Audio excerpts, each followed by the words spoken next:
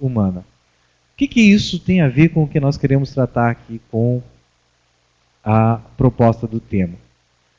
Voltemos à pergunta: quantos de nós, às vezes, não estamos afetados por ideias ou ideais que nos movem a fazer o que fazemos, a ser o que somos e a desejar o que desejamos? Todo mundo já se deparou com as perguntas fatídicas, né? Quem sou, de onde vim, para onde vou? Foi ou não foi? Todo mundo já se perguntou. Essa é uma pergunta feita desde o berço da humanidade, principalmente desde o berço da civilização ocidental, lá com os gregos, há 4.800 anos antes de Cristo, e que até hoje não tem resposta. Mas tudo o que nós somos hoje e que seremos amanhã, e deixamos de ser do que éramos ontem, se deu em virtude da busca por essas respostas. Porque o homem, o ser humano, ele não busca nada mais, nada menos do que a felicidade, não é mesmo? Ninguém quer trabalho, ninguém quer estudo, ninguém quer roupa, ninguém quer calor ou frio. Isso são coisas porque buscamos a felicidade. Ou alguém já acordou de manhã, não, hoje meu projeto de vida vai ser infeliz. Hoje, né? Não. Sim? É possível, alguém em depressão, mas aí foge do seu estado psicológico normal, em regra. Mas mesmo que se pergunte isso, é provocada pelo seu contraditório, que é a infelicidade. Bom, o trabalho é uma das principais formas de se produzir a felicidade no ser humano. Embora o seu nome, trabalho, não seja nada muito feliz, que vem do tripalho, que é aquele negócio, a canga de boi, né? E o instrumento de tortura da Idade Média. Mas por que o trabalho deveria, ao menos, ser uma das principais formas de se produzir a felicidade? Porque deveria ser, pelo trabalho, que o ser humano se realiza e se reconhece como alguém útil, bom e produtivo para a humanidade. No trabalho, o ser humano deveria se reconhecer no produto do seu trabalho. Ele deveria se realizar não apenas por aquilo que produz, mas pela interação que tem com a natureza e com os homens no desenvolvimento desse trabalho. Isso é o que, de forma bem simples, chama-se de dimensão ontológica do trabalho. Pensado por Karl Marx, pensador do Capital, né? O secretário deve conhecer muito bem. Ora, o problema, então, não está no trabalho. O problema está na forma como nós desenvolvemos o trabalho ou como o trabalho se desenvolve no mundo. E aí, dentro da educação profissional, no Brasil, principalmente, essa história ela passa por algumas etapas bem interessantes que nos levam a refletir por que hoje a educação profissional é o que é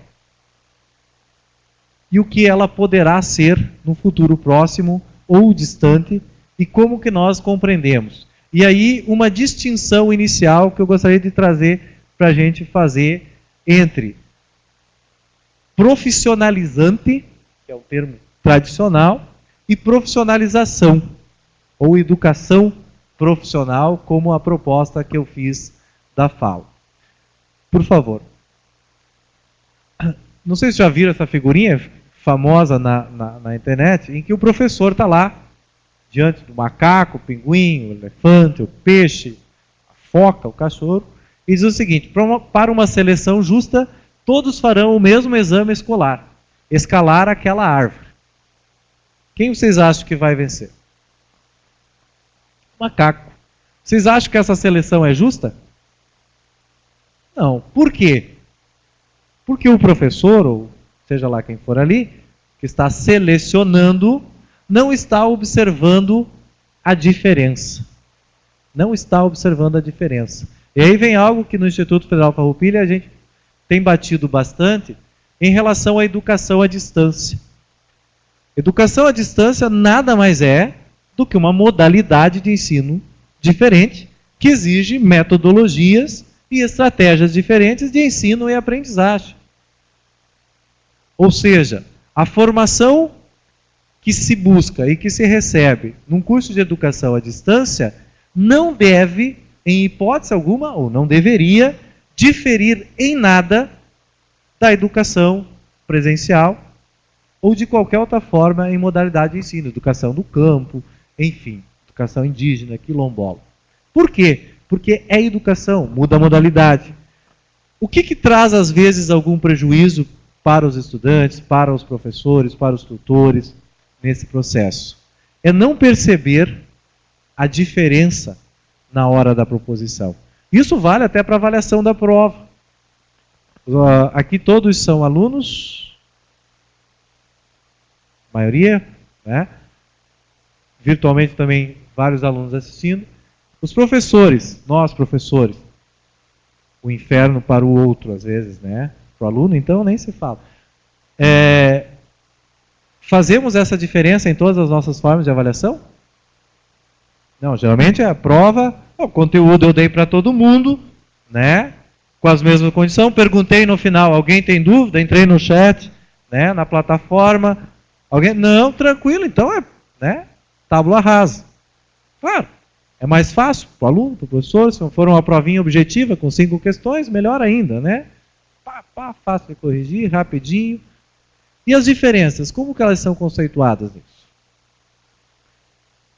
Nós, alunos, quando questionamos ou dialogamos com os colegas e com os professores, levamos em consideração a diferença? Lembrem do Maturana, eu mudo o observador, mudo também a observação. Eu mudo a pergunta, mudo a explicação. Quem em sala de aula, às vezes o colega faz uma pergunta, geralmente muitos com medo, né? Será que o professor vai gostar ou não? E aí o professor explica, eu entendo. Não tinha entendido nada, mas também não perguntei porque estava com medo. Aí o colega faz uma pergunta diferente, o professor se obriga, se for um professor digno, a explicar de forma diferente e eu compreendo. Como que eu levo essa pergunta? Isso não se aplica apenas à educação sala de aula, mas se aplica àquele desafio que vocês estão provocando, que é a constituição do sujeito social.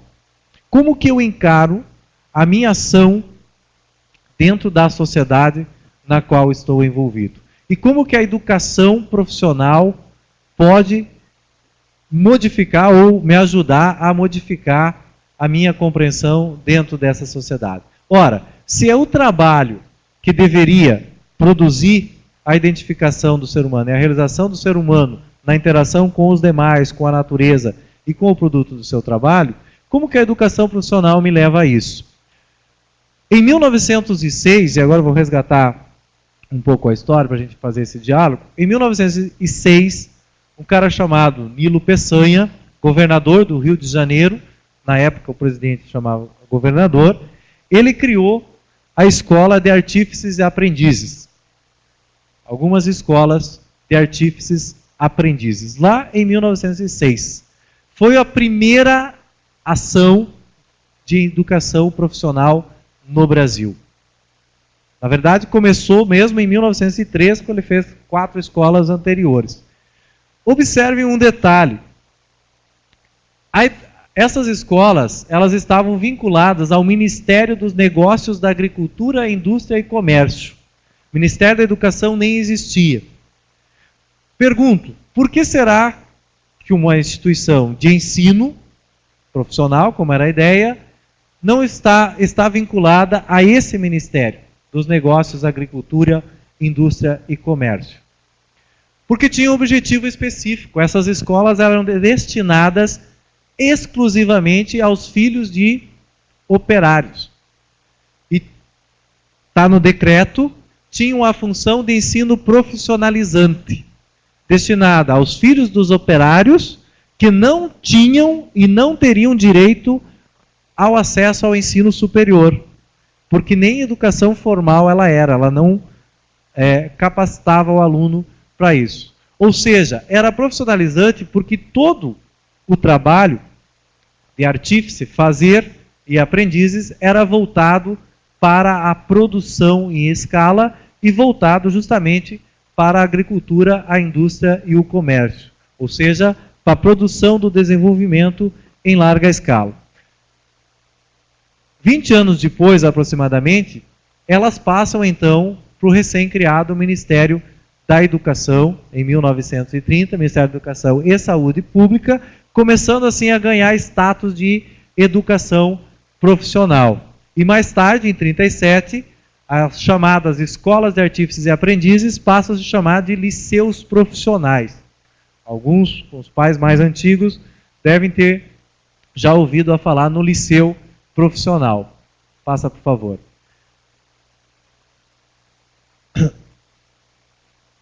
Quando ela passa para o Ministério da Educação, isso em 1937, aí ela passa a ser considerada como educação nível médio, ou seja, 30 anos depois, aproximadamente, é que passa a ganhar a conotação de educação formal. Criam-se assim as chamadas escolas industriais e as escolas técnicas. Nessa época, em 1942, é feita a Lei Orgânica do Ensino Industrial. E aí eu trago um breve fragmento só para a gente observar uma coisa. Falta de flexibilidade entre os vários ramos do ensino profissional e entre esse e o ensino secundário, nosso atual ensino médio. Pois aos alunos formados nos cursos técnicos estava interditada a candidatura irrestrita aos cursos superiores, já que os seus egressos somente poderiam se inscrever nos exames vestibulares ligados à área do curso que prestavam. Então, por exemplo, quem fazia curso voltado à área das ciências exatas, das engenharias, ele obrigatoriamente só poderia atuar naquela área quando galgasse o acesso ao ensino superior, mas era impeditivo. Começa a ficar claro aqui algo que já vinha desde o início da colonização, que é a separação entre trabalho intelectual e trabalho braçal. Vejam, eu disse para vocês que o trabalho deveria ser aquilo que forma e realiza o homem. E agora ocorre uma distinção: trabalho intelectual e trabalho braçal. Na história da educação profissional brasileira, durante mais de 105 anos, desde o seu início, isso fica distinto. Trabalho braçal é função de quem? Dos filhos dos operários, dos pobres, dos excluídos. Por quê? Porque a eles competia fazer, apenas fazer, pensar em hipótese alguma. Os filhos da burguesia, da elite, competiam o trabalho intelectual. Portanto, o acesso ao ensino, que até hoje traz esse nome, superior. O próprio nome já dava essa distinção social. Isso começa, obviamente, a demonstrar a diferença entre classes. O ensino profissionalizante, durante muitos anos, por mais de um século, e ainda hoje em muitos momentos, ainda recebe essa conotação. Vocês acompanham os discursos políticos agora das eleições, enfim, às vezes é comum alguma pessoa falar isso. O ensino profissionalizante para aqueles que não têm acesso ao ensino superior, como se fosse algo que exclui ao invés de incluir. A ideia de profissionalização, oposta à ideia de ensino profissionalizante, ela tem uma dimensão específica, que é garantir a verticalização do ensino. Aquilo que, nos institutos federais, nós defendemos é o direito do aluno ingressar, seja na idade regular ou idade fora, para acompanhar, complementar os seus estudos e ter condições de dar continuidade aos estudos, com graduação, especialização, mestrado, doutorado, etc. Ou seja, ter a educação ao longo da vida. Em regra, os discursos modernos e anteriores se falava educar para a vida. Hoje se fala em educação ao longo da vida.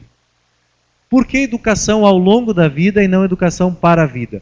Por que educação no trabalho e não educação para o trabalho? Porque a realidade econômica que nós vivemos, ela impossibilita que você pare no tempo. Que você pare no tempo. Fazer um curso técnico e garantir um trabalho e a estabilidade não existe mais. É impossível. por mais que você continue atuando naquela forma que você formou. É preciso buscar isso continuamente. Passa, por favor. Então, essa a Lei Orgânica de 42, ela traz essa clareza, pode passar? Em 1959, são criadas as escolas técnicas federais. Aqui vocês têm do Instituto, agora o Instituto Federal FAUP de Alegrete, Campus Alegrete, que era a EAFA, a Escola Agrícola Federal, que estava dentro dessa configuração, que são autarquias, têm autonomia administrativa. Aos poucos vai se constituindo, em âmbito federal, uma rede com essas escolas técnicas que passam a ser vinculadas ao Ministério da Agricultura. Comece a observar que o ensino profissional ele começa a ser jogado de um ministério para o outro. Às vezes, Ministério da Indústria, e isso se dá no apogeu da Revolução Industrial. Ministério da Agricultura, Desenvolvimento Agrário. Isso está diretamente ligado às políticas de governo para o desenvolvimento econômico. Se vocês pegarem isso aqui, é pena que a gente não tem mais tempo, mas e nós aprofundarmos e formos estudantes, você compara a legislação educacional profissional com as políticas de governo de cada época e você observa tranquilamente esse redirecionamento da educação profissional. Ou seja, a necessidade de uma massa trabalhando para possibilitar aquilo que alguns poucos pensam. Essa é a profissionalização. Ou seja, o risco de se pensar isso é o risco da alienação do trabalho. Ou seja, que a pessoa fique alienada. E alienado, a palavra como diz, alienada, ali é nada. Ou seja, marcha de manobra para atingir um determinado desenvolvimento que alguns poucos pensam. E se você for mais a fundo ainda e pegar o desenvolvimento do trabalho, Ministério Econômico, e ver as políticas salariais de remuneração, para cada profissionalização específica, ela se dá com isso. Hoje a gente ainda verifica. Não há momentos em que uma determinada profissão é mais valorizada do que outra. Né? Às vezes o boom do momento é fazer isso. A colega do direito lá, né? Uma vez fazer direito era... Hoje, tu dá um coice numa moita, sai 10 advogados. Né? Ou mais, dependendo da moita. E não é algo tão valorizado. O pessoal faz e ainda se apaixona porque você tem lá 4.800 possibilidades de concurso, no mínimo, naquela área. Administração, ensino superior. Há 65, 66 anos atrás, que é reconhecido como ciência e que passa a vigorar no Brasil, era um negócio completamente desvalorizado. Não, para ser administrador não precisa. Hoje nós temos 7 milhões de estudantes nos cursos de administração. O que vai fazer com isso? Já não tem mais onde botar.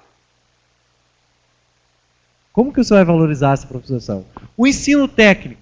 A gente observa isso na educação profissional bastante. O técnico agrícola, né? Técnico administração, técnico comércio. Isso tem focos para atender demandas específicas, que a procura aumenta e diminui conforme o suprimento. Nós temos alguns campos, por exemplo, que quando abriu o curso técnico em vendas, foi uma enxurrada. 2, 3, 4 anos seguidos. E de repente, bum, parou. Ah, mas o que aconteceu? Precisamos motivar o pessoal. Não motiva, não tem nada que faça. Por quê? Porque naquela região que era atendida, chega de vendedor. Aí, vamos abrir um técnico de administração. Aí abre, chove aluno. E vai cair de novo. Então a educação profissional ela tem esse caractere e é preciso pensar como ela se desenvolve. Por favor. Em 67, aí vinculado ao Ministério da Educação e Cultura, se efetivam as escolas agrícolas, e em 78, os 3 centros federais, os Cefetes, né? Rio de Janeiro, Minas Gerais e Paraná, que ainda existe. O Cefet Minas Gerais, o Cefet Rio de Janeiro, que não aceitaram virar Instituto Federal, e o Paraná, que virou a Universidade Tecnológica, que é a única no Brasil, que equiparam-se aos centros universitários. O que significa isso? Isso começa a significar uma grande virada, ou seja, que o aluno que atua, que faz o curso profissional, ele tenha também um caminho marcado para o ensino superior e para a continuidade dos estudos. Em 1990, essas escolas começam a se ampliar e formar a rede da educação tecnológica no Brasil. Passa, por favor. A rede da educação tecnológica no Brasil.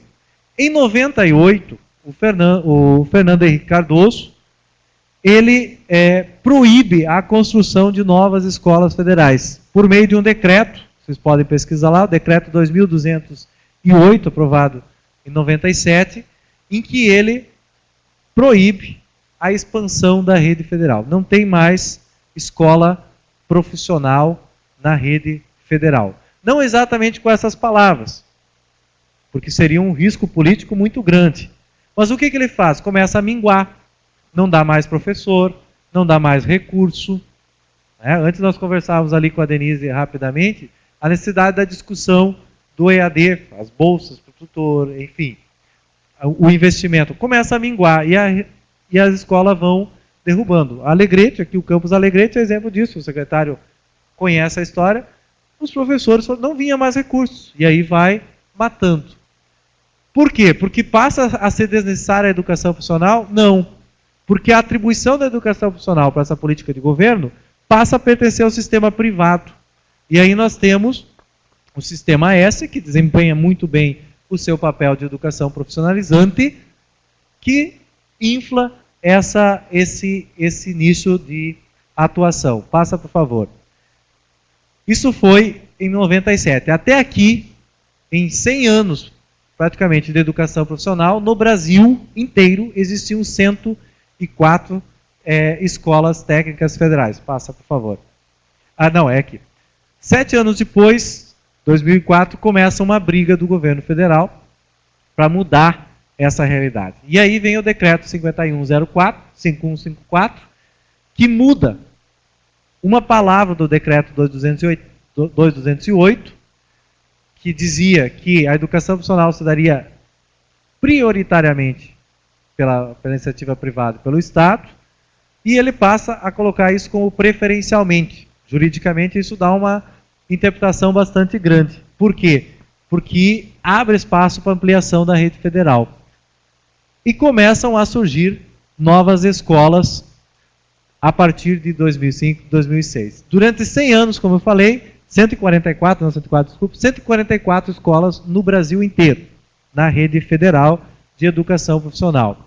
Isso começa a ser expandido, pode passar, por favor?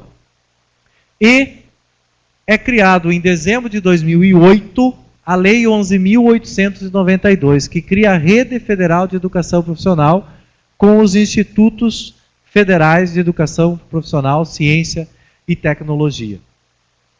Essa lei é revolucionária, porque ela vem trazer uma nova conotação à educação profissional no Brasil, valorizando mais do que o ensino profissionalizante, a educação profissional e a profissionalização.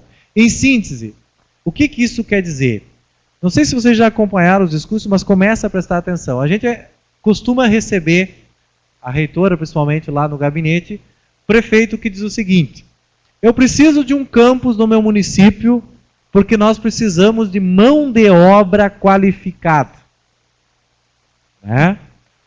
Ou as pessoas dizem, precisamos investir na educação profissional para melhorar a mão de obra, qualificar a mão de obra. Ou os empresários, não sei se tem esse problema, os empresários, que dentro da sua conotação, precisamos do curso X. Por quê? Porque nós precisamos de mão de obra nessa área. Às vezes, o que acontece, nem sempre, o que acontece é o seguinte: há poucos profissionais, o que faz com que tenha pouca oferta de mão de obra, literalmente, e, portanto, aumenta a exigência de remuneração. Não é isso? Portanto, se eu aumento a mão de obra qualificada, eu diminuo a concorrência de concorrentes. E, portanto, eu posso pagar salários menores. Pensem nisso. Vamos pegar um exemplo do programa dos Mais Médicos, Por que os médicos brigaram tanto? Se tem algum médico nos acompanhando, mas se tiver, ótimo, porque pode contribuir, ou jogar a cadeira. Mas, enfim, por que gritaram tanto?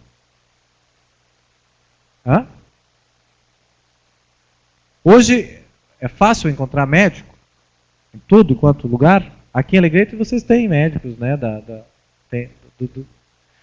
Isso. Por que até então não se possibilitavam a criação de novas escolas de medicina, cursos de medicina? Era uma briga. Direito abre aos cambau, administração abre, não precisa nem, tendo 3 livros, um professor mal remunerado de preferência e uma sala, está aberto. Medicina não. O que faz com que medicina seja mais importante do que o curso técnico em nutrição e dietética? Sabe me dizer? Sabe me dizer por que medicina poderia ser mais importante do que um curso de nutrição e dietética? Do que um curso de agropecuária, de zootecnia, de administração? Vocês concordam que é mais importante? Hã? Pois é, mas se é assim, cada profissional da sua área, por que o médico ganha tão bem e os outros ganham tão pouco? É? Mas nutrição e dietética não usa briga aqui. Hã? Ah, o custo do curso. É mais barato do que muitos outros de engenharia, de arquitetura, de urbanismo. Estuda-se mais. Por que tem que estudar mais para medicina do que para um outro curso? Abrange mais áreas? E se abrange mais áreas, por que você vai no médico e está me doendo o olho esquerdo e ele diz, não, sou especialista do olho direito? Por que os caras estudam tanto se cada vez sabem menos, de muito pouco? Será? Por que, gente? Por que nós aceitamos... Ó a formiguinha. Por que nós aceitamos isso tranquilamente? Acompanharam nos noticiários recentemente os nossos amigos juízes? Vou pegar no pé da advogada. Né? Pedindo auxílio moradia de 4.400 e poucos reais por mês. Com salário de 25, 30 mil. Tenho vários amigos juízes, já briguei com eles, outros já me excluíram do Face, né? Não tem problema com isso. Por quê? Quanto que é o salário do professor com doutorado e mestrado na rede estadual? Exatamente. Exatamente. E aí? Aí todo mundo diz que a gente precisa valorizar os professores, né? Ah, como se professor vivesse de amor. Como se os outros profissionais continuassem lá naquela concepção de 500 anos atrás, e que ainda está muito presente, em que alguns competem fazer e a outros pensar. Nós não aceitamos isso meio tranquilo demais com a formiguinha? Hoje quem ganha mais de R$ 1.200 por mês está entre os 20% da população com maior concentração de riqueza no Brasil. Né? 1.200 pila é pouco. Está entre os 20% da população com maior concentração de riqueza do Brasil. São quantos milhões de habitantes no Brasil? 202, 204, né? Pega 20% disso. Mais de 7 milhões de brasileiros vivem com menos de 70 centavos por dia. Dentro da classificação sociológica, não é nem pobre. É abaixo da linha de pobreza. Sabe o que é 70 centavos por dia? Sabe o que é 7 milhões de pessoas? E aí? O Neymar ganha 5 milhões por mês só do salário de jogador. A gente desce o pau no governo. Mas e quando é que a gente fez um ato de protesto e diz, não, futebol é legal, é bonito, mas o negócio é o seguinte, ou esses caras aí ganham no máximo 2, 3 pila por mês, como ganha 20%, no máximo, ou nós não vamos mais assistir futebol. O protesto da Copa, né? Por que todo mundo foi para a Copa?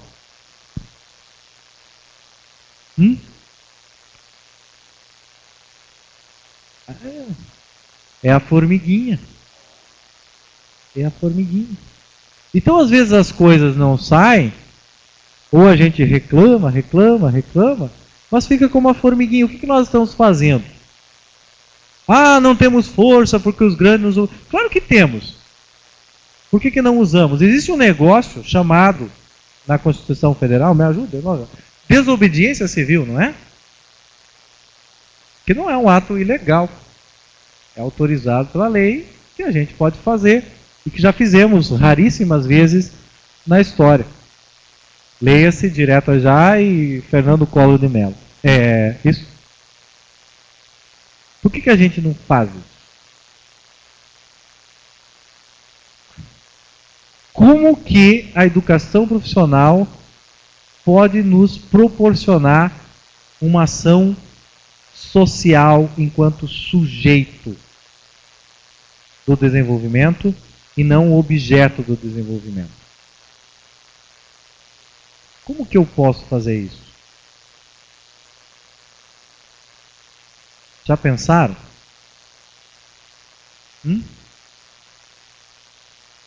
Dostoiévski, um literato russo, escreveu um livro, também é um livrinho bem fininho, anota aí para ler debaixo da laranjeira, chamado Notas do Subsolo. Eu vim de 50, 60 páginas. Notas do Subsolo. E logo no início, os russos bebiam muita vodka, então acho que às vezes eles forçavam, mas ele começa um diálogo e ele diz o seguinte, faz uma pergunta que tu para de ler o livro e toma um choque. Você é um homem ou você é um rato? Veja o peso da pergunta. Você é um homem ou você é um rato?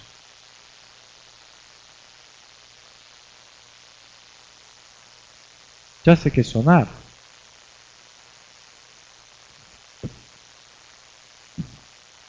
Bem, passa para mim rapidinho. É criada a lei, aqui ó, a evolução rapidinha, e de 144 escolas, em menos de 10 anos a gente passa, por favor, a deixar o mapa assim. Isso são dados de 2014, já desatualizados. De 144 escolas de educação profissional no Brasil em 100 anos, passamos para 562 unidades. Aqui leia-se campus. Mas todos os pós de educação à distância, no Instituto Farroupilha a gente tem 38 pós de educação à distância, 5 mil alunos de educação à distância, 270 bolsas, tutores e professores. Isso é responsável por quase 60% da nossa oferta de educação técnica de nível médio em cursos subsequentes. 562 unidades no Brasil inteiro. Para nós, às vezes, isso até não parece muita diferença. Ah, mais um curso técnico, enfim. Tive final de outubro agora em Rondônia, onde as cidades ficam 500, 600 quilômetros uma da outra. O campus do Instituto Federal lá, na cidade de Cacoal, onde eu fui, é a única escola federal que eles têm. Universidade, nem pensar. É a única possibilidade de profissionalização que tem na cidade, num raio de 1.200, 1.500 quilômetros. Aí você encontra, estou vendo aqui vários, talvez alguns alunos, que não tiveram a oportunidade de fazer o ensino médio dentro da idade regular, lá, 15, 17 anos, ou profissional. E entram na categoria que nós chamamos de jovens e adultos, né? E aí você encontra a senhorinha lá com 48 anos, que chega para ti e diz, professor Sidney, eu estava lá reclamando da vida, porque alguns não estudam, outros colegas são meio preguiçosos, enfim. E ela disse, olha, pode estar ruim, podia ser melhor, mas graças à educação de jovens e adultos de vocês, que foi feito com o município, eu consegui mandar, em 2 anos, uma carta escrita a próprio punho para minha filha que está presa em São Paulo, por tráfico de drogas. E se desabou chorando. E aí é o momento que você lembra de Dostoiévski e percebe que cada um de nós pode optar por não ser um rato. Pode optar por ser um homem. Porque para ser homem, não precisa ganhar bem igual ao médio. Porque enquanto nós ficamos nos comparando, gente, nós vamos ser frustrados, nós vamos começar a acordar de manhã com o projeto de ser infeliz. Por que nós temos que ficar nos comparando? Na educação, secretário, a Finlândia, pegaram o mapa, olha o tamanho da Finlândia. O Canadá tem 3 milhões de habitantes, mais de 1.000 colégios. Qual é o tamanho do Brasil? A diferença na seleção. Tu não precisa viver frustrado porque não ganha igual o médio. Mas também não precisa ficar passivo com o que ganha. E quando eu estou falando em que ganha, eu não estou falando apenas do salário. Eu estou falando com a realização. Estamos realizados no que fazemos? Eu gostaria de ser astronauta. Bota o pé no chão também. Porque a formiguinha ela é induzida de forma diferente. Qual é a minha realidade? O que eu posso ser feliz dentro das minhas possibilidades? O inferno são os outros, porque vivem me pedindo. Se não fosse isso, se não fosse aquilo. Está lá no leito de morte moribundo, daí faz uma reflexão de vida. Se eu tivesse ousado desafiado dos meus pais. Se eu tivesse tido coragem de me separar. Mas o que os outros iam dizer? Se eu tivesse coragem de largar aquele curso chato e ir vender coco na praia. Queimar incenso na esquina, fazer o caminho de Santiago. Se eu tivesse feito isso. Quantos de nós dormimos sufocados pelos nossos seres? Quantos de nós corremos o risco de morrer sufocados pelas palavras que nunca dissemos? A educação tem que provocar a reflexão sobre isso em nós. Porque senão, viramos a marcha de manobra. Professor, eu sempre ouço isso dos alunos, dava ética profissional no curso de especialização em odontologia em Passo Fundo. Pessoal, gabaritado e tal. Aí eles me vêm com o discurso esclarecido. Mas a sociedade coloca normas. Eu estou até hoje, desde que me conheço por gente, a partir dos 7, 8 anos, há mais de 25 anos, procurando a tal sociedade para tomar um cafezinho e ela me esclarecer como que as normas são estabelecidas. Quem é a sociedade que estabelece a ordem? As normas. Como que eu sou um sujeito social? Já pensou sobre isso? Colegas que estão nos acompanhando online. Será que eu vou para a escola como professor ou como aluno? Para cumprir tabela no sentido, tem que aprender o conteúdo, e aprender isso, e aprender aquilo.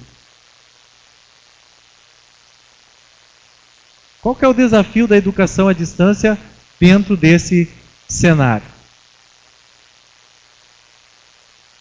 Formar mão de obra qualificada para o mercado de trabalho ou formar profissionais qualificados para o mundo do trabalho. Profissionalização visa formar profissionais qualificados para o mundo de trabalho. Ou seja, sujeitos críticos, comprometidos, empreendedores. Não é formar a pessoa que quer ter um título de técnico para talvez melhorar o salário ou estudar. É para quem opta por não ser rato, para quem opta por ser homem. Para agir dentro do seu limite e da sua altura, mas agir. Agir. Ontem o professor Donadel, que é dinâmico com a escada dele, todos aqui estavam. E aí? Como é que eu subo a minha escada? É essa a reflexão que acontece. A educação à distância, nesse sentido, tem uma dimensão importantíssima, que é romper com os paradigmas. É romper com os paradigmas. O professor presencial, às vezes, está lá discutindo se deixa o aluno usar o Facebook em sala de aula ou não. Enquanto que ele deveria entrar na sala de aula e dizer: quem não tem Facebook vai agora para o laboratório abrir um. Porque o problema não é o Facebook, o problema é de quem usa. né? Quem aqui tem Facebook? Até depois me libera um laboratório. Vamos lá. Entra lá, dá uma espiadinha. Por quê? Ah, mas só publicam besteira. E você, está publicando algo interessante? O colega outro dia reclamava, os alunos não leem mais. O colega de educação à distância. Ah, eu dei um texto de 30 páginas, ninguém leu. Depois eu entrei na plataforma, quase ninguém tinha feito. Não adianta. Tinha também, a maioria dos alunos de educação à distância, trabalho o dia inteiro. É ou não é? Olha as diferenças. Trabalho o dia inteiro. A maioria do curso técnico subsequente está tentando recuperar o estudo ou fazer uma outra qualificação. E tu dá um texto de 30 páginas, que nem aluno de graduação lê, tu pode dar o mesmo texto em 30 vezes de uma página por dia. Ou publicar no Facebook um parágrafo por dia. Ah, o pessoal não lê mais. Escreve em 140 caracteres. Escreve um textinho. Não dá, tu tá lá brincando, passa, tem um monte de besteira, obviamente, mas de repente tu vê uma citação, te chama a atenção, tu vai lendo e te provocando a reflexão. Como é que eu mudo os paradigmas? Por favor. E aí vem a dimensão da profissionalização, ou seja, o trabalho como princípio educativo. Esse é o objetivo da educação profissional. O trabalho como princípio educativo. O que quer dizer o trabalho como princípio educativo? A educação à distância, e aí eu peço para os colegas, tutores e professores que estão nos acompanhando, deve partir da realidade da qual o educando está inserido. E a partir daí provocar a reflexão. Faça, por favor. Fazer com que o processo educativo possibilite gerar soluções. Se eu estou fazendo um curso técnico e depois de 6 meses, pouquinho menos da metade do curso, eu ainda não consegui, a partir daquela educação, pensar novas soluções para a realidade na qual estou envolvido, seja para mudá-la ou para inová-la e transformá-la, está na hora da gente parar e fazer uma reflexão bastante séria. Ou nós, educadores, estamos errando muito com vocês, ou vocês estão no curso errado, ou vocês precisam se dedicar mais. Alguém de nós está errando nesse processo. Ou estamos nos preparando apenas para ser mão de obra qualificada. Aqui sintetiza o que eu falava para vocês. A produção cultural, o empreendedorismo, o cooperativismo, o desenvolvimento científico e tecnológico. E aí vem o desafio da educação à distância, que é muito rica nesse sentido. Ou seja, fazer com que o educando caminhe pelas suas próprias pernas. Seja autônomo, supere, às vezes, o desespero de ter que estudar sozinho, mas que vá atrás desse desenvolvimento. Por favor. A ideia de pesquisa aplicada. Não sei se os professores estão trabalhando isso com vocês na educação à distância. É possível fazer pesquisa em curso técnico e à distância?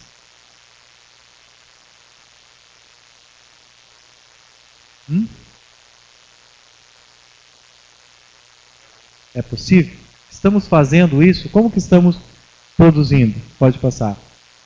E aí eu trago uma ideia bem rápida do Piaget, que diz, tenho lá minhas relutâncias com o Piaget, os colegas pedagogos que me compreendam. O principal objetivo da educação é criar pessoas capazes de fazer coisas novas e não simplesmente repetir o que as outras gerações fizeram. É esse o motivo da nossa educação profissional. Fazer coisas novas, fazer o diferente. E para isso não precisa descobrir a América, gente. Basta pensar o mesmo a partir de um olhar diferente. Basta se pensar a partir de um olhar diferente. Eu consigo fazer um novo a partir disso. Consigo sair da mesmice, do normal, da mão de obra. Por favor. Essa imagem também ajuda um pouco a gente a refletir. Lembram lá do processo da figurinha inicial, do desafio da avaliação? Como que avaliamos os diferentes? E lá está a aranha dizendo, rompi com o modelo. Pergunto para vocês, qual o problema da teia tradicional com a nova teia que a rainha fez? Tem algum problema ali? Só a forma. A função da teia continua sendo executada. Mas se vocês encontrarem uma teia de aranha no canto de casa igual ao primeiro modelo e a outra igual ao segundo no outro canto, vocês vão achar que tem uma aranha precisando de terapia. Porque aquele que faz o diferente parece que é sempre o que está errado. Só que toda a inovação e toda a mudança provocada no mundo até hoje, sem erro de tentativa, foi provocada por quem ousou romper com os modelos. Porque aqueles que têm medo do diferente não saem do lugar. Estaríamos ainda na caverna que saca um tacape na mão. Foi feito pelos que ousaram.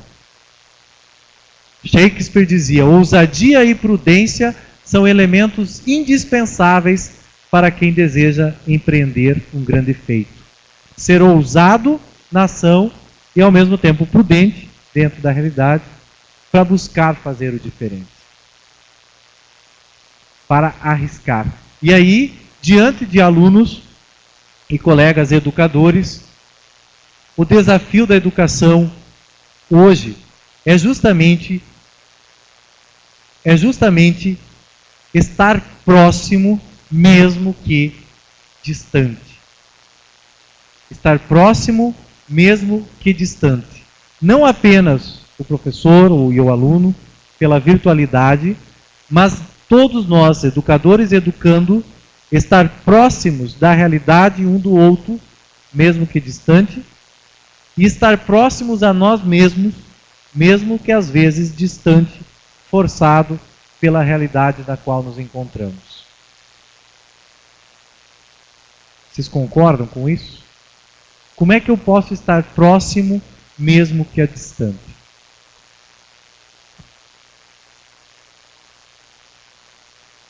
Rompendo o modelo. A criança que morre de fome hoje na Nigéria, nesse exato momento, eu sou responsável por ela, assim como você, e assim como qualquer um que lá está. Só que às vezes nós nos apavoramos com a criança que está morrendo de fome na Nigéria e esquecemos da criança que está morrendo de fome na calçada. Nós ficamos discutindo educação, nós educadores principalmente, e atribuindo culpa para Deus e todo mundo, mas esquecemos de estar próximo à nossa própria educação. Nós, enquanto educandos, às vezes ficamos culpando a sociedade, que dá norma, sempre foi assim, é a síndrome de Gabriela, eu nasci assim, eu vivi assim, sempre vou ser assim, e esquecemos de nos provocar a romper os modelos. Castro Alves tinha um versinho que eu acho fantástico. Ele diz o seguinte: vejo em vós o borbulhar de gênios, vejo além um futuro radiante. Avante, brade o talento em vossas almas, e o eco responda ao longe, avante. Então, meus queridos, eu queria, não sei se eu consegui, mas eu queria provocar vocês. Vocês não precisam concordar com nada do que eu falei. Não é esse o meu interesse. Mas ao menos se permitam a possibilidade de. Não importa o que fazem, quando fazem e como fazem, mas façam cientes da responsabilidade por aquilo que estão fazendo. Se for para ser de qualquer jeito, educadores e educandos, então no mínimo tenhamos coerência de dizer que, respondendo a Dostoiévski, nós preferimos ser ratos do que homens. Sejamos coerentes. A educação profissional tem esse desafio. nos tornar coerentes. E por que educação profissional? Porque, como vocês acompanharam bem rapidão na história, o desenvolvimento do ser humano e da sociedade está nas mãos do trabalho. Está nas mãos do trabalho. E a educação técnica hoje é, sem dúvida, preponderante à educação superior. Falo sem receio. A educação técnica é preponderante. Porque nós já formamos gente demais para pensar. Karl Marx dizia isso dos filósofos. Os filósofos já pensaram o mundo, está na hora de transformá-lo. Os superiores já pensaram o mundo. Está na hora de transformá-lo. E transformar principalmente a cabeça do superior. Certo? Eu queria ter provocado vocês, não sei se consegui, mas ao mesmo tempo, junto com a provocação, reforçar o Cássio Alves. Avante. Coragem. Coragem. Um outro mundo é possível. Quem vai dar a resposta é cada um de nós. Ok? Obrigado e boa noite.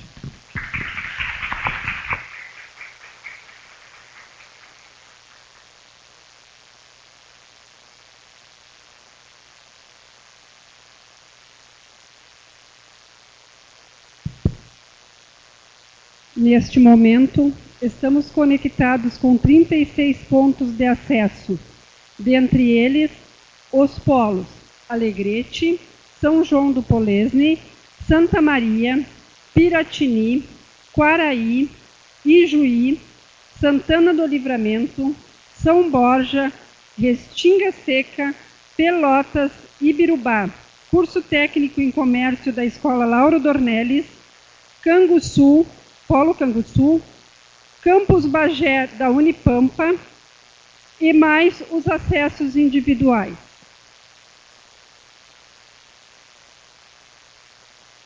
Deixamos à disposição dos participantes presenciais e de todos os pontos de acesso para perguntas ao professor Sidney.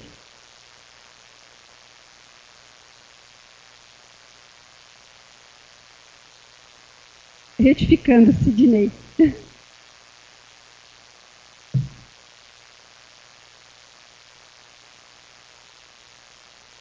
Tu me orienta, Adão, se tem alguma pergunta online?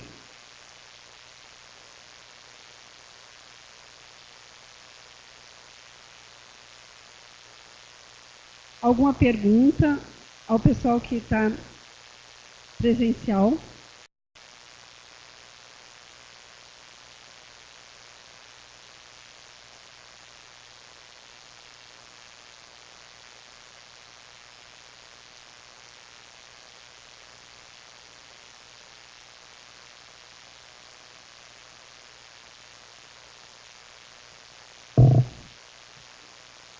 Meus olhos não me ajudam muito, mas Patrícia diz, parabéns. Cleusa, ótima palestra, parabéns. Unipampa Bagé, parabéns pela palestra. Simone Vargas, somos com certeza homens que irão transformar, que vão ser seres que irão provocar. Polo Ijuí, como tornar o estudo mais atrativo para nossos jovens frente a este cenário? A ideia do estudo atrativo, né? Eu tenho uma convicção. Como é que é o nome da Simone, né? Não, Cristiana. Eu tenho uma convicção. Uma das primeiras coisas a fazermos para que o estudo se torne mais atrativo é nós, educadores, superarmos a escola do século XVII, início do século XVIII, na qual a maioria dos nossos cursos e instituições no Brasil, infelizmente, ainda estamos organizados. Nós ainda damos aula com a cabeça da Idade Média, querendo formar pessoas para um século futuro. Nós ainda damos aula e participamos das aulas pelo modelo tradicional. E isso não exige nenhuma algo mirabolante. Às vezes o pessoal, atrativo, como se o professor tivesse que ser um palhaço de circo que todo mundo ri. Não. Talvez essa superação se dê justamente por repensarmos o que a gente faz dentro da escola. Vocês já pararam para pensar formatura? Estão pensando na formatura? Quem está se formando? Quem aqui já se formou? Formatura. Durante o curso inteiro, seja ele do nível que for, quantas vezes pais, familiares e amigos foram até a instituição contigo? Quantas vezes as pessoas que você levou na formatura te perguntaram como é que estava a aula, se funcionaram a ajudar? Poucas. E por que no dia da formatura todo mundo vai? Porque, tem festa, né? A aula é chata. Mas se vocês olharem, não é olhar diferente, não é só por causa disso. É porque a formatura é um ato de amor. É um momento de comemorar. Comemorar. Estar junto. Falta estarmos mais junto dentro e fora da escola. A Constituição Federal diz o seguinte: a educação é um direito de todos e dever do Estado, da família, da sociedade. Só que, em regra, a educação é empurrada para o Estado, para a escola. Então, talvez uma das formas de tornarmos mais atrativa a educação é superarmos a educação da Idade Média, da forma como nossos currículos estão pensados, nossas metodologias estão pensadas, e participarmos. Participação, ação, tomar parte na ação. Mas para isso é necessário ter coragem. Porque para isso é necessário que tanto educadores quanto educandos saiam do lugar comum. E sair do lugar comum implica encontrar Sartre, o inferno são os outros. Implica correr o risco do outro dizer não para a minha forma de pensar. E isso dá medo, isso dá náusea. Porque implica e me obriga a refletir e a concluir que, infelizmente, talvez durante a minha vida toda eu estive errado. E, gente, sejamos sensatos. É bem provável que muitos de nós estejamos, inclusive eu, ao falar isso. Mas, ao menos, é preciso se permitir pensar e estar aberto à discussão. Não há receita para tornar mais atrativo. Há necessidade de ousadia. Segundo o distrito de Alegrete, Ariane Juan, ótima palestra. Bruno, parabéns. Sandra Luiza, de São José do Poleisme, parabéns pela palestra, de muita eficiência e esclarecimentos. Obrigada. Uma pergunta da Patrícia Bilhalva. Professor Sidney, como o senhor acha possível realizar um programa de pesquisa nos polos? Ótima pergunta. Eu provoquei a pesquisa. Professor Sidney. Sidney. O meu pai usou romper como modelo e tirou do Sidney, foi para o Sidney.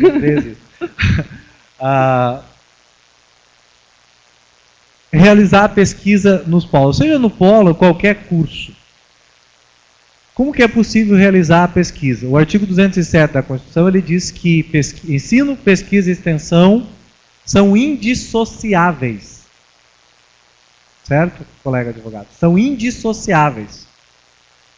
Portanto, não deveria haver a possibilidade de fazer ensino sem provocar a pesquisa e gerar a extensão. O que é a extensão? Deveria ser o momento em que a comunidade acadêmica devolve à sociedade uma resposta para aquele problema que ela colheu da sociedade. E aí vem o que eu falava antes do rompimento do ensino tradicional. nós vamos para a escola com o livro didático. Da minha parte, não está ali, mas se alguém é a favor, me desculpe, mas eu jogaria fora todos os livros didáticos existentes, porque isso torna o professor preguiçoso. Não estão necessariamente relacionados à realidade dos nossos alunos, porque o mesmo livro didático, às vezes aplicado aqui no Rio Grande do Sul, é usado pelo professor lá na Amazônia. Né? Que são realidades completamente diferentes. Não vai provocar a pesquisa nunca. Porque a pesquisa aqui não é entrar num laboratório e descobrir a cura da AIDS. É a reflexão sobre a realidade na qual estamos inseridos.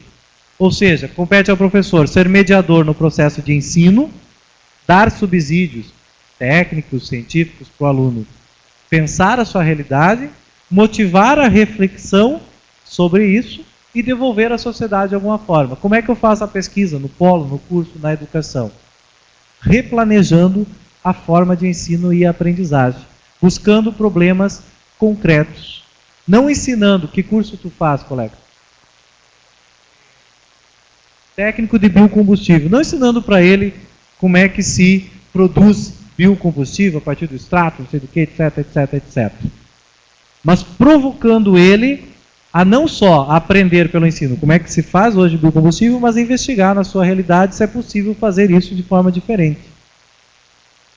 Isso é impossível? Não, é fácil. Ontem em Porto Alegre um colega relatava a experiência. Professor de química de um campus, de uma escola, se negou a dar aula porque não tinha laboratório e não tinha me foge agora o... Não. Tá, me deu um branco. Para separar o álcool pela evaporização. Como é que é? Me ajuda. Fugiu o nome. Ninguém aqui viu? Tem alguém de química? Me fugiu o nome. Volta daqui a pouco. Mas enfim, é um aparelho lá, destilação, para fazer a destilação. O outro professor de química pegou um vidro, desses que vem leite de coco, e ele descobriu, pelo seu conhecimento determinado, que aqueles vidros eles resistem a uma temperatura de até 250 graus. E que, portanto, ele poderia substituir o equipamento do laboratório de química que o professor queria, que custava não sei quantos mil. E aí ele pegou pediu para um aluno, era Educação Jovens Adultos, se não me engano, que trabalhava de ajudante pedreiro para trazer um pedaço daquela mangueirinha branca de nível. Com aquela mangueirinha ele fez a aspiral aquela para fazer a canalização. E botou na sala de aula o vinho dentro da garrafinha de água de coco, botou embaixo dentro do pratinho a chama e mostrou para os alunos como ocorria a separação do álcool pela vaporização e deu um show de química com menos de R$10. O que mais custou foi o tacinha de vinho que ele comprou a porcaria. Ou seja, isso é fazer pesquisa, é provocar. Então, é repensar a forma de ensinar. Alessandra Martins fala: parabéns pela palestra. Polo Ijuí, verdade. Além de enfrentarmos escolas sucateadas, São José do Polesne, aí é uma... Polo Ijuí, concordo plenamente. Polo Santa Maria, como dever da família, aqui estamos todos, pai, mãe, filha e genro, fazendo o curso técnico em bio. Patrícia Simonia, dá para diminuir o vídeo? Não é a pergunta. Articular pesquisa e extensão nos polos é essencial. Muito bem desenvolvido este tópico pelo palestrante. A Patrícia novamente contribui. A pesquisa é aprender na prática e conhecer com o erro. Eu acerto. O destilador. É o destilador. A Patrícia ajudou. Obrigado, Patrícia. A Verônica, Unipampa Bagé.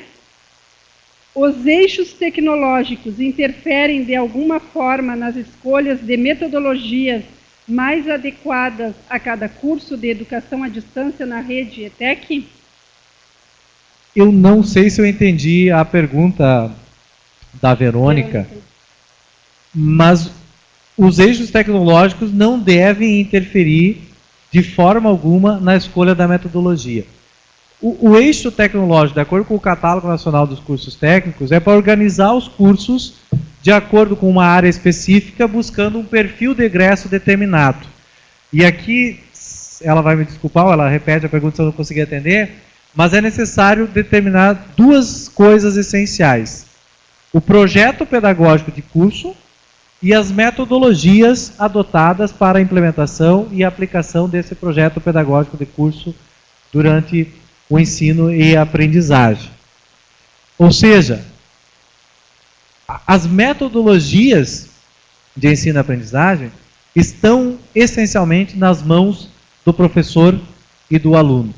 O planejamento do curso e os eixos tecnológicos, a organização, deve estar essencialmente, não somente, mas essencialmente nas mãos dos educadores. Porque existe uma coisa muito essencial, tem um negócio que me deixa furioso, é deputado propondo reforma de currículo escolar. Quem entende de educação é educador. Eles estão com um negócio, vocês entrem lá no sistema do governo, um negócio, a palavra é essa, negócio, chamado Projeto de Lei 6840, que propõe a reforma do ensino médio com a proposta do ensino integral, que é um retorno absurdo à Lei Capanema de 1971, que é uma reforma da educação profissional do ensino médio da ditadura militar, que impede que o aluno tenha todas as opções possíveis. Mas essa é outra discussão, desculpa. Mas procurem lá para vocês entenderem o nervosismo. Uma coisa é pensar o currículo e a organização do ensino. Isso tem que ser feito essencialmente por educadores. O deputado não entende isso. Eles têm que pensar o desenvolvimento. A colega falou lá do sucateamento da escola, salário do professor, condições para os alunos, política de assistência estudantil, etc. Nós pensamos a educação. As metodologias são feitas em sala de aula. Eu não sei se eu entendi bem a pergunta dela, mas não deve impedir de forma alguma. O problema é que nós ainda estamos, repito, na Idade Média e usamos as mesmas metodologias. Ok. Uma pergunta presencial, professor. Sim. Boa noite, Serginho. Boa noite. Meu nome é Leonardo, eu sou estudante do curso técnico em biocombustíveis, também sou formado em engenheiro agrônomo e faço engenharia civil.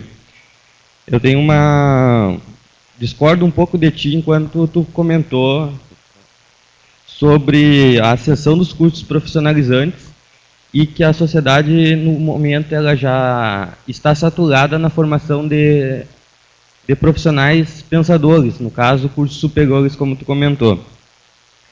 Eu sei que é muito importante a profissionalização dos cursos técnicos, só que tu não pode desvalorizar a parte profissionalizante, a parte superior, porque eu penso assim, hoje são 8% apenas da população que tem curso superior, então não está saturado o mercado.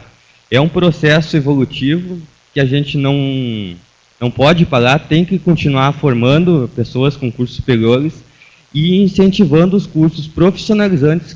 No momento tu consegue atingir uma parte da população que ela não tem a condição, de repente, por estar trabalhando ou por não ter condição de pagar um curso superior, dela conseguir se profissionalizar e futuramente fazer um curso superior. Só o meu ponto de vista. E a minha segunda questão é uma crítica. Tu comentou também bastante sobre que é preciso profissionalizar, aperfeiçoar os cursos. E aí a gente recebeu esse ano aqui do nosso tutor, aqui, o Adão, e dos cursos também de técnico biocombustíveis e outros, que em vez de aperfeiçoar, melhorar, o curso, a extensão foi cortada, não vai ter mais, sem nenhuma justificativa plausível. Então a gente fica a questão aí, ou uma resposta. Por falta de demanda não é porque também não está saturado, sabe? A gente conhece o mercado assim, a gente sabe que precisa, então o ideal seria que você buscasse uma evolução, aperfeiçoar esses cursos em vez de cortar, né? Obrigado. Perfeito, Leonardo. Muito obrigado por fazer a pergunta, que assim você me permite esclarecer melhor. Acho que eu não fui feliz na forma como eu coloquei. Quando eu digo que está saturado, em hipótese alguma eu estou dizendo que não precisamos mais de educação profissional. Quando eu falo isso, eu estou dizendo o seguinte: está saturado de gente que só quer pensar. Vou te dar um exemplo técnico. Eu trago para vocês um ônibus cheio de engenheiro e arquiteto que não sabe assentar um tijolo.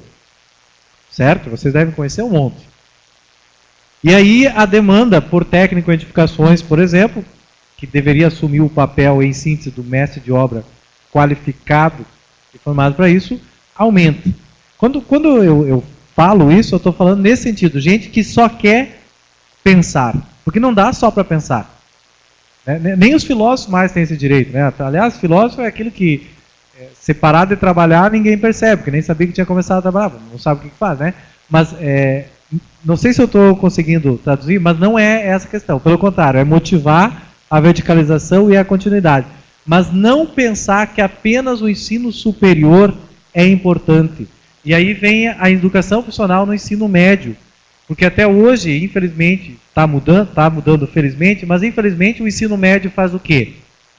Preparava para o vestibular. E prepara para o vestibular. O cara passa 3 anos estudando para o vestibular.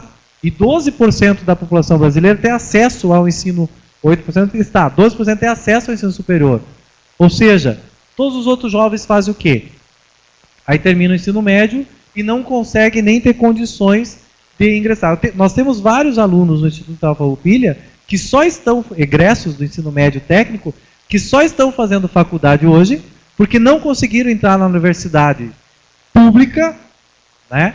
Em regra, a maioria, porque só a elite entra, porque passa o ensino médio estudando os 2 turnos para o vestibular, mas está fazendo porque entrou na particular, mas aí precisa pagar, família é pobre, graças ao curso técnico e possibilita ele aí angariando. Não sei se eu consegui, mas obrigado por me dar a oportunidade. Sobre a extensão, eu não sei te dizer especificamente sobre o curso e sobre o caso específico na minha área, mas penso que ensino, pesquisa e extensão não devem ser desarticulados jamais. É difícil, muito difícil, e temos poucos exemplos concretos disso, mas deve ser continuado.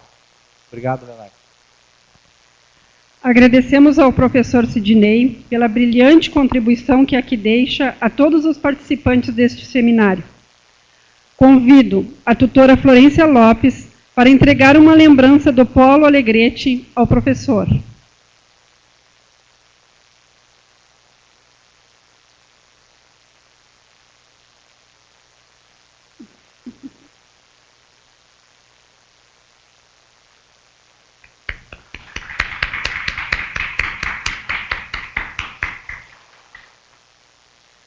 Neste momento, passaremos a transmissão de um vídeo com a fala do professor mestre Marcelo Machado Feres, diretor de integração de redes da Secretaria de Educação Profissional e Tecnológica do Ministério da Educação.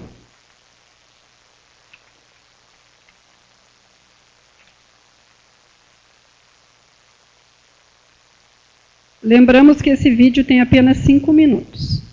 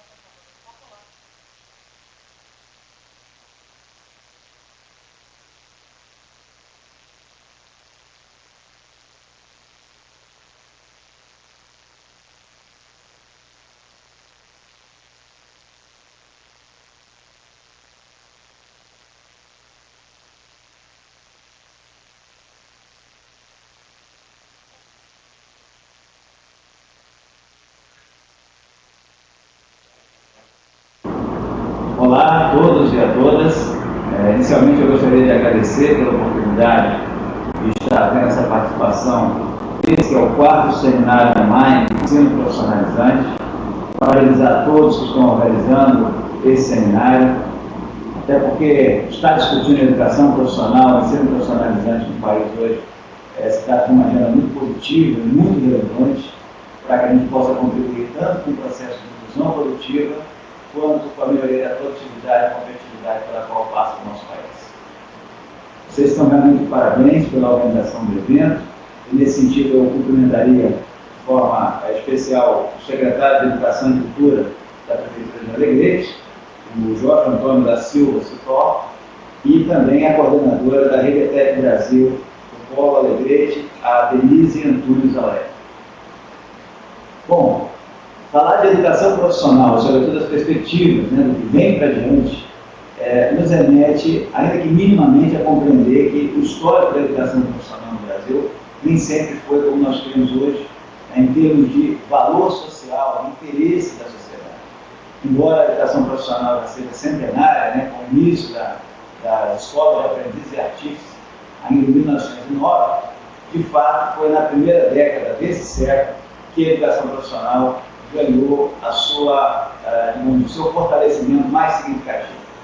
É inegável que a expansão, né, da rede federal, né, que antes nós tínhamos 140 unidades, e fechamos agora em 2014 com mais de 560 unidades, né, com uma cobertura nacional muito ampliada, isso traz um tom muito significativo daquilo que o governo federal compreende e valoriza em termos de expansão da educação profissional.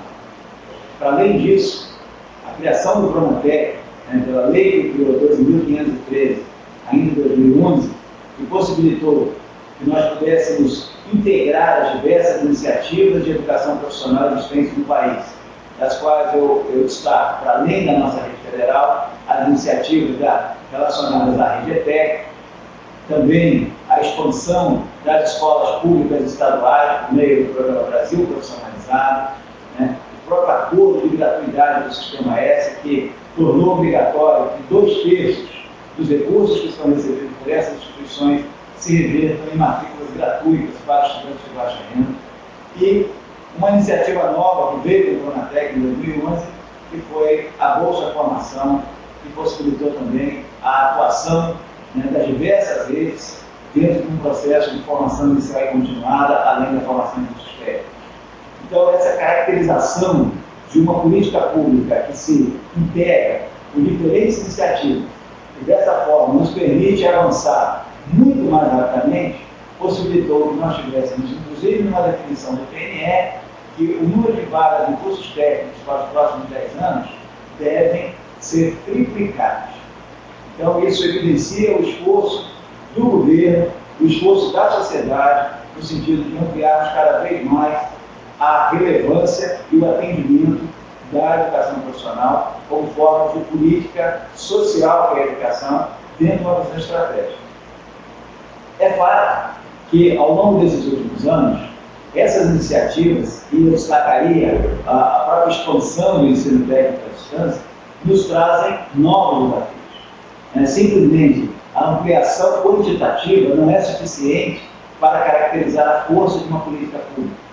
Então, o nosso desafio que se apresenta, né, para os próximos anos está, sobretudo, em utilizarmos a relação quantitativa e qualitativa.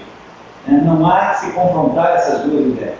É necessário que tenhamos, sim, quantidade e que tenhamos qualidade associada. E aí, discutir o ensino à distância nesse âmbito para a educação profissional se torna uma ação estratégica. Com a dimensão continental que tem no nosso país, não é possível imaginarmos que apenas um modelo presencial, com equipamentos públicos, com a construção de novas escolas, atenderá a totalidade das micro-regiões e dos municípios na forma que é devida. Da mesma forma, também não há de se considerar apenas o modelo tradicional de aprendizagem. É preciso que a gente avance mais para uma parcela cada vez mais significativa da sociedade. O modelo de formação continuada ou de formação técnica requer não apenas o tempo disponível para estar presencialmente na instituição, andando num ritmo em grupo escolar que tem horário e dia da semana definido regularmente. É preciso que a gente ouse um pouco mais e, nesse sentido, considere a realidade de cada indivíduo. E aí a educação à distância, ela traz elementos novos que não apenas possibilitam um aprendizado diferenciado, mas induz também um processo de melhoria no próprio aprendizado do ensino à distância. O formato no qual o processo se dá pelo ensino à distância, que requer essa responsabilidade do estudante, que nem sempre o tempo é síncrono, o estudo de fato se dá pela responsabilidade do estudante, tendo um processo integrado, faz com que a gente possa mudar, não apenas para melhorar o ensino à distância, mas também o ensino presencial. Seja ele de nível técnico, seja ele de formação inicial e continuada. Da mesma forma, o aproveitamento dos laboratórios, da infraestrutura existente, que no caso da educação profissional traz em si a necessidade de uma relação cada vez mais intensa da teoria com a prática, se faz necessário encarar os desafios da formação técnica em áreas cuja a dimensão prática no laboratório nem sempre são disponíveis. E é preciso compartilhar, e a educação à distância também pode promover esse tipo de mecanismo, onde os espaços, muitas das vezes em escolas presenciais, não chegam a estar saturados, podem possibilitar a participação dos estudantes. Então veja que temos um grande desafio adiante, temos a possibilidade de inovarmos e dessa forma ampliar as vagas da educação profissional, mas não apenas no seu quantitativo, e sobretudo utilizando as tecnologias que se apresentam, constituindo a partir de então itinerários formativos para que a gente possa também prover mecanismos de avanços sistemáticos de toda a população brasileira. O que nós temos na educação profissional hoje é uma grande oportunidade de induzir, por meio de políticas públicas, o processo de crescimento e desenvolvimento do país. Eu concluo por aqui, parabenizando mais uma vez a organização do evento e desejando que seja, de fato, um grande sucesso. Um abraço a todos.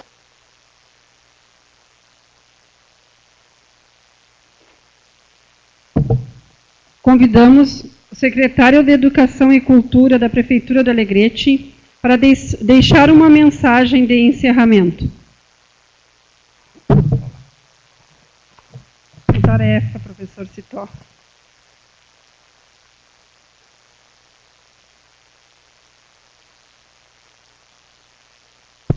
Bom, então, já no processo de encerramento da nossa 4ª edição do seminário online de Educação Profissional e Profissionalização, gostaríamos, em primeiro lugar, de agradecer ao professor Sidney, de agradecer a toda a equipe de organização do evento, a coordenadora do ETEC Brasil em Alegrete, professora Denise, a todos os tutores, as equipes gestoras que estiveram conosco, o nosso grupo da Secretaria Municipal de Educação, a professora Virgínia, que está lá no fundo, nossa diretora-geral, a diretora pedagógica, a Graciela Andrade, aos alunos do ETEC Brasil, as escolas que estiveram conosco, especialmente a Escola Lauro Dornelles e também outras instituições que participam do evento.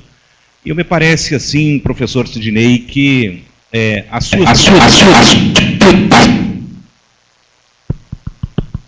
suas provocações são de fundamental importância. Quando se colocava a perspectiva do ponto de vista, eu anotava a questão que nos leva a reflexões sobre o quadro de paradigmas estabelecidos e a necessidade de ruptura de paradigmas por uma outra dimensão de perspectiva no campo da educação e de patamar civilizatório. É importante pensar que todo ponto de vista é visto de um ponto. E mudar o ponto em que a gente vê as coisas é de fundamental importância para construir outro ponto de vista sobre a realidade que está posta.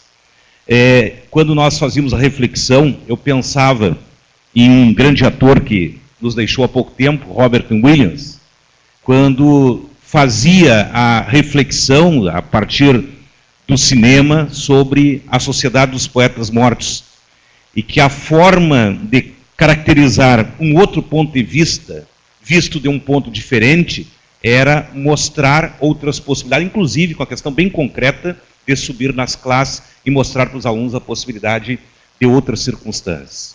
Eu diria que a questão do debate da educação profissionalizante, ela se dá também com um elemento importante para todos nós aqui, que é o processo de estar acontecendo dentro de uma universidade. Quando, e eu dizia isso na abertura, nós nos debruçamos hoje sobre o papel da universidade e a as crises orgânicas que a universidade vem vivendo, não apenas no Brasil, na América Latina, mas de natureza mundializada, eu diria, que hoje se coloca nesse patamar, compreendemos que quando se trabalha com o caráter da indissociabilidade entre ensino, pesquisa e extensão, que foi uma premissa aqui refletida, esses três elementos, eles podem trazer uma ruptura da empáfia da ideia de ensino superior, que tem que ser desmistificada, porque se constituiu como mito, portanto, e que a universidade adquire e precisa cada vez mais ampliar a perspectiva de fazer a interlocução, inclusive com a educação básica, com essa trilogia do ensino, da pesquisa e da extensão.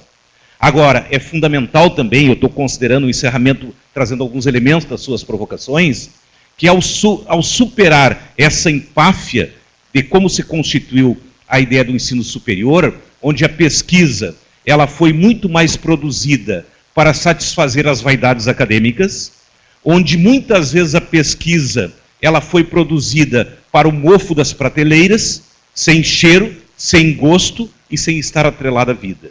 Portanto, pensar hoje na própria questão de impactar a educação básica e a universidade, ao reinventar do ponto de vista dessa interlocução como contribuição à educação básica no Brasil, ela tem também a possibilidade de organicamente constituir os seus processos de reinventividade. Agora, pensar a pesquisa, a extensão e o ensino como trilogia, e fundamentalmente a questão da pesquisa, eu achei muito importante a sua colocação de qual é a perspectiva de pesquisa. Não é a pesquisa pela pesquisa, mas é uma pesquisa enredada com a realidade, uma pesquisa enredada com a vida e que dá significado para essas condições da realidade do ponto de vista de novas circunstâncias e para a própria dimensão da vida. Portanto, é uma pesquisa que não é para, mas é uma pesquisa com, né, como processo descentralizado e não a partir da ideia da empáfia, da superioridade e da vaidade acadêmica.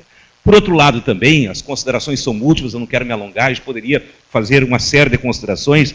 Achei muito interessante a ideia também vinculada ao debate da educação à distância. E por muito tempo, eu diria, até acrescentaria um outro elemento, e que o senhor abordou aqui, nós saímos de uma perspectiva de uma educação que era voltada para o vestibular. E muitas vezes o sujeito, sem poder chegar à questão da universidade, a tua colocação é importante, acabava até fazendo 2 ensinos médios. Nem entrava para a questão da educação profissionalizante, repetia um outro curso médio na perspectiva de estar se preparando para o vestibular. E essa questão foi superada depois por uma questão de discurso da educação de preparação para a vida. Né, que não era só para o vestibular, mas é de preparação para a vida. E a gente falou muito isso nos nossos processos acadêmicos de formação. E achei muito interessante que é essa outra perspectiva, que a educação não é nem para o vestibular, nem é para a vida dicotomizada de tempos, mas é uma perspectiva de educação ao longo da vida. E pensar a questão da educação à distância significa, sim, quebrar alguns processos de cultura que a gente estabeleceu. Ela é indiscutivelmente um fenômeno hoje caracterizado, que precisa ser refletido, principalmente quando nós estamos vivendo um contexto de uma verdadeira revolução informacional. E como é que essa revolução informacional dialoga com a possibilidade de qualificação de sujeitos? E quando nós tratamos dessa perspectiva, quando se amplia, por exemplo, a expectativa de vida, a longevidade está colocada num horizonte cada vez mais alargado, quando a gente sabe, por exemplo, que não só se pode viver mais tempo, mas se pode viver com qualidade de vida esse tempo vivido, quando se ampliam também as estruturas tecnológicas da informação, cabe a gente parar para pensar, e eu tenho trazido em alguns momentos, né, um dramaturgo inglês, naturalizado americano, que é o Eliot, que diz o seguinte, e aí está, eu acho que um dos grandes nós para a ruptura de paradigmas. Eliot pergunta o seguinte, né, muito bem, nós estamos num contexto de uma revolução informacional, onde toda a educação, desde a educação infantil e as suas modalidades, está sendo problematizada e tensionada. Ele pergunta o seguinte, onde é que está o conhecimento nesse campo vasto de informações. Portanto, tem uma diferença entre informação e conhecimento. Mas Eliot não fica só nesse elemento. E ele pergunta, tendo a informação, né, transposta para a possibilidade do conhecimento, que passa pela trilogia também do papel da universidade, ensino, pesquisa e extensão, ele pergunta uma questão fundamental, onde é que está a sabedoria? E a sabedoria é um elemento que vai lá para o campo, eu não vou me alongar aqui, daria para a gente considerar muitas coisas pela riqueza, pela fecundidade, pela generosidade do que nos trouxe o professor Sidney. A grande questão é o seguinte, como é que tu caminha com autonomia no mundo que tem longevidade, que nós não trabalhamos mais com aquela premissa orientadora da teoria do capital humano, que tu ficava um tempo na escola, até os 20, 25, no mundo acadêmico, e depois tu ia para o mundo da aplicabilidade do conhecimento. O conhecimento, como diz o Miguel Arroyo, né, ele não cabe mais em grades curriculares. O conhecimento é um processo desgradiente pela sua dinâmica, pela sua velocidade e pelo processo como ele é produzido enquanto fenômeno. A grande questão que está colocada é como é que tu cria um sujeito não subordinado ao mundo do trabalho, e sim um novo sujeito histórico que tem a capacidade de autonomia, de aprender a aprender. E os meus alunos até brincavam comigo na formatura da UERJ, numa oportunidade, porque eu dizia o seguinte, hoje não tem só que aprender a aprender. Para aprender a aprender, nós temos que aprender a desaprender para aprender, muitas vezes, em outras dimensões. O que nós aprendemos ao longo do processo histórico da educação profissionalizante, ou do ensino profissionalizante, hoje com uma nova concepção e com uma nova perspectiva, muitos fatores da subordinação, né, da alienação, precisam ser desconstituídos para uma nova possibilidade de aprender essa perspectiva. E a questão da educação profissionalizante, ou a questão do preparo para a profissionalização, não pode, de forma nenhuma, estar dicotomizado de todo o processo de debate da educação que a gente faz nesse país. Agora trazia também o Marcelo, um outro elemento importante, que é a questão da expansão, que nos orgulha e que é fundamental que isso venha ocorrer, né? Estava vendo agora, hoje, na mídia local, o Instituto de Porto Alegre está criando a questão do curso na área de administração. O ProEja, né, FIC, a formação inicial continuada, de âmbito médio, no ensino médio, extremamente importante. Mas agora, pensar esses processos todos implica, evidentemente, a gente romper paradigmas. E eu diria mais, o senhor falou que nós estamos na Idade Média, pensando com a cabeça da Idade Média muitas vezes, tentando novos paradigmas. Eu diria que nós estamos numa revolução informacional, num tempo da mídia, os nossos alunos, em muitas circunstâncias, e nós na Idade Média. Como é que a gente rompe essa distância entre imigrantes digitais, né, e nativos digitais do mundo tecnológico na perspectiva da educação profissionalizante? Acho que tem um conjunto de elementos que a gente poderia pensar, não tem mais a possibilidade da teoria do capital humano, estuda, acumula e aplica, mas o processo é de natureza permanente, nos desafia enquanto educadores e educadoras. Poderia considerar outros fatores importantes que o professor colocou, mas não quero me estender, mas quero dizer fundamentalmente que tenho convicção de que essa 4ª edição do nosso seminário foi de natureza muito fecunda, muito generosa, do ponto de vista de pensar novos sujeitos sociais.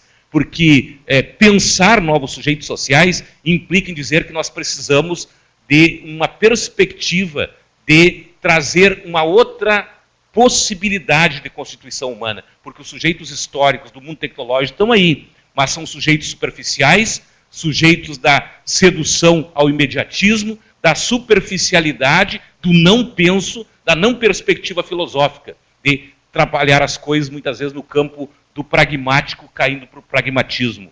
Eu diria que nós precisamos superar esses sujeitos sociais constituídos hoje e trabalhar com o sujeito do penso, com o sujeito da perspectiva filosófica, que possa aliar o fazer com pensar, o pensar com fazer, como possibilidade de estar inaugurando aí, certamente, que é o nosso sonho e que a gente procura realizar e sonhar, que é a condição de um outro patamar civilizatório com protagonismo do humano. Muito obrigado pela oportunidade, professor, foi um prazer ouvi-lo. Muito obrigado pela Unipam, professora Cristina, que continua aqui representando, e essa questão do aliançamento da universidade com a educação básica, com seus níveis e modalidades, é de fundamental importância para a universidade efetivamente consolidar a sua função social dentro de qualquer comunidade, em termos de perspectiva de desenvolvimento, tendo o humano como centralidade, e ao mesmo tempo poder também se reinventar no seu desafio de trilogia, ensino, pesquisa e extensão. Muito obrigado pela oportunidade, obrigado pela participação e parabéns pela organização, e certamente o evento nos instiga, nos provoca e nos cutuca para continuar a produzir e a construir. Obrigado pela oportunidade. Solicitamos a todos e todas entregar o formulário de avaliação preenchido no momento de saída. Agradecemos a todos e todas pela presença. Tenham uma boa noite.